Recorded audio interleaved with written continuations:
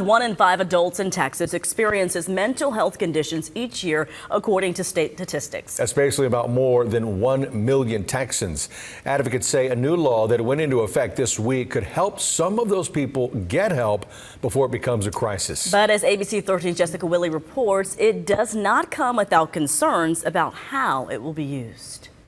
I hope you guys are all doing well out there. He was in a state that I'd never, ever seen him at. In 2013, Sean Eisency was in crisis. He was suicidal. Armed with a gun at his parents' home in Sugar Land and threatening his father, something he had never done before.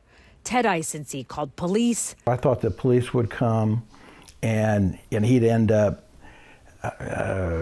being disarmed. It turned into the worst possible outcome. We heard the shot, 2 shots fired, and the second shot is the one that killed our son. You guys are all doing well. At 31, Sean had been battling mental illness for 12 years, having been diagnosed with bipolar and general anxiety disorders. His father says Sean recognized he was ill. I mean, I was driving down the highway 90, 100 miles an hour thinking people behind me were spies from other countries chasing me.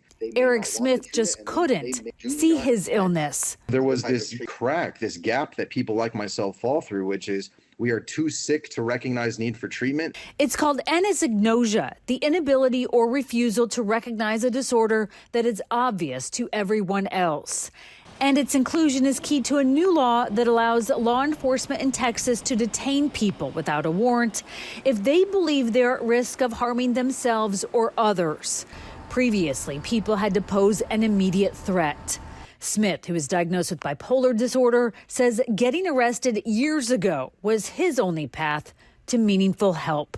The most forceful and coercive thing I have ever experienced is my own unmanaged psychosis, and it took forced and coercive treatment to get me to a point where I no longer needed that forced and coerced treatment. And that's why he supported Senate Bill 1164 as it made its way through the legislative process. This is something that would have greatly benefited my family and I many years ago. Ted Eisency says his son's situation was different, but he can empathize. But this is a good step forward. He says he never blamed the police. Instead, he formed a foundation that works with law enforcement to de-escalate mental health crises. What this bill, SB 1164, does, it helps ease some of the burdens on them, and it makes it more clear what the rules are, what they can do, what they can't do. These are individuals that have been in and out. In June, Houston Public Safety Director Larry Satterwhite endorsed the bill. My concern with this is Council member Tiffany Thomas was among those who have raised concerns, though,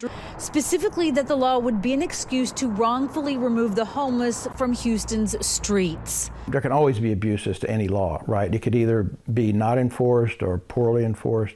But I don't think that means that we should not pass some laws that overall, all things considered, offer a better path forward. Both men say what's important are safeguards to protect due process. Smith, who is now a state mental health commissioner and advocate, is hopeful this new law can help.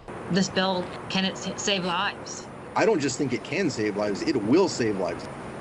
Proponents say all the same people, judges, doctors, and social workers, are expected to be involved when putting this new law into practice to ensure due process. But there are still a lot of questions, like how to accommodate additional patients. Texas ranks very low in bed space, and also how police are approaching it. HPD tells me they have been briefing officers about the new law, and it will be added to the yearly online training they are required to complete. Jessica Willey, ABC 13 Eyewitness News.